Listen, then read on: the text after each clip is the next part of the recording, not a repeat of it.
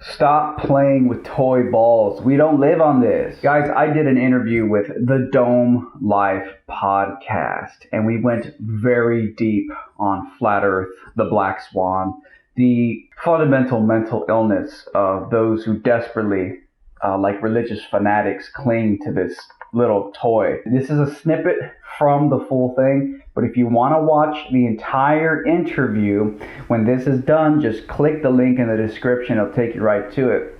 And lastly, free cryptocurrency is waiting for you when you go and follow me on my new uncensored video platform over at LBRY. They're giving out free cryptocurrency as an incentive to get new people to check out the platform. So all you got to do is click the other link in the description and you'll be able to get yourself a little bit of free cryptocurrency and follow me on my new uncensored platforms.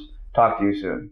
Most people who are listening right now have probably heard of the Black Swan, but basically it's long distance observation. Some guy was standing on a shoreline looking out over the water, and the camera's about 1 foot off the ground. And so the geometric horizon, the curve of the Earth, the leading edge of the geometric horizon of the Earth they say we live on, is about 1 mile away, about 1 mile away. The problem is you can see two large oil platforms. One's about 6 miles, the other's about 9 miles away.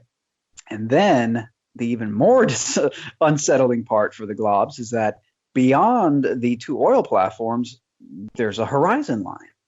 And the horizon, that's, who knows how far that is, but we know it's further than the 9 miles of the furthest oil platform because the horizon is clearly behind it.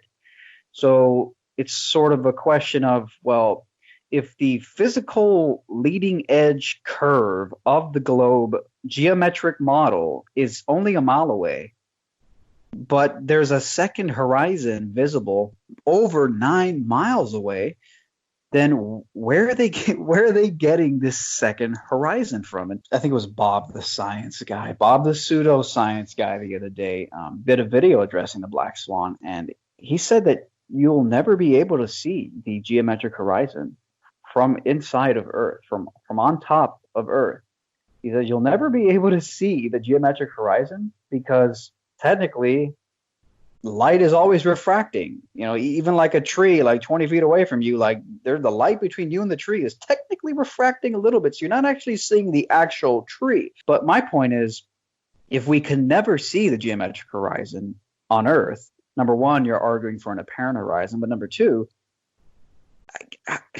how do you expect anybody to believe in these unicorn fairy tale things that exist, but you could never see them? And that's the funny thing is when they say that the horizon is when they say there's a geometric horizon, it's the leading edge of the globe, the curve, the horizon.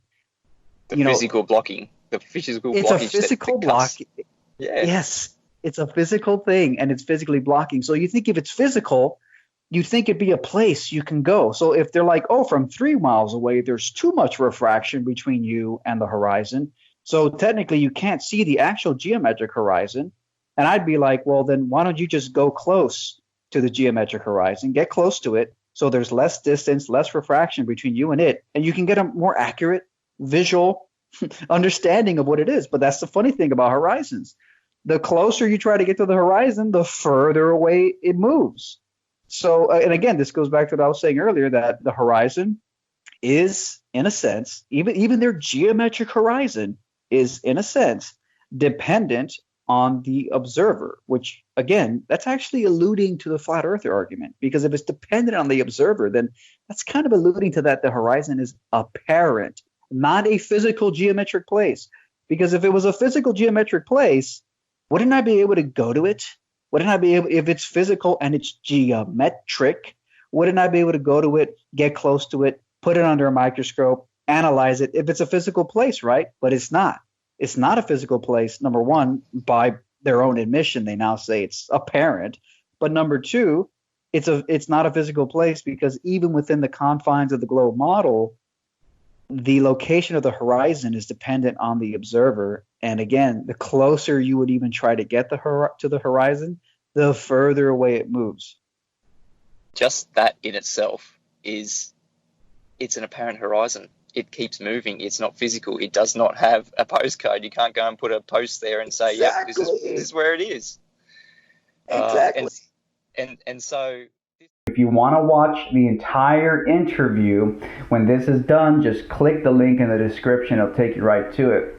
And lastly, free cryptocurrency is waiting for you when you go and follow me on my new uncensored video platform over at LBRY. They're giving out free cryptocurrency as an incentive to get new people to check out the platform. So all you got to do is click the other link in the description and you'll be able to get yourself a little bit of free cryptocurrency and follow me on my new uncensored platforms. Talk to you soon.